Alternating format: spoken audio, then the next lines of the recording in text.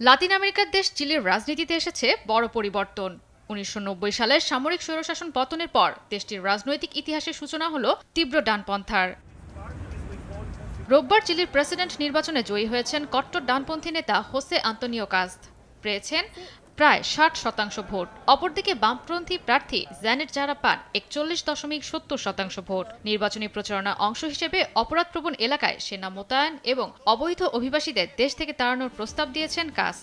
অভিবাসীদের আটক ও বহিষ্কারের জন্য গঠন করা হবে যুক্তরাষ্ট্রের ইমিগ্রেশন অ্যান্ড কাস্টমস এনফোর্সমেন্টের আদলে বিশেষ পুলিশ বাহিনী।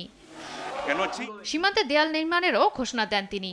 এমন প্রস্তাবে কাস্তের প্রতি বেড়েছে জনসমর্থন। তবে পরিকল্পনা বাস্তবায়নে কংগ্রেসের বিরোধিতার মুখে পড়তে পারেন কাস্ত। নির্বাচনে জয়লাভের পর সকলের উদ্দেশ্যে বক্তব্য দেন তিনি। নিরাপত্তা ছাড়া শান্তি নেই, শান্তি ছাড়া গণতন্ত্র নেই, আর গণতন্ত্র ছাড়া স্বাধীনতা নেই। অপরাধ, উদ্বেগ ও ভয়ের হাত থেকে আবারও মুক্ত হবে চিলি। নির্বাচনের পর সান্তিয়াগোতে কাস্তের কার্যালয়ের সামনে পতাকা হাতে উদযাপনে নামেন কাস্ত সমর্থকরা। অনেকের মাথায় এ সময় মেক চিলি গ্রেট এগেইন লেখা লাল ক্যাপ দেখা যায়। চিলির ৫৮% অধিবাসী পরিবর্তন দেখতে চায়। দেশের অগ্রগতির স্বার্থে আমাদের কমিউনিজমের প্রয়োজন নেই। নির্বাচনে হারার পর কাস্তকে অভিনন্দন জানান বামপন্থী প্রার্থী জ্যানেট জারা। বলেন দেশের কল্যাণে তিনি তার সাফল্য কামনা করেন। জয়া সরকার, নিউজ ডেস্ক, দেশ টিভি।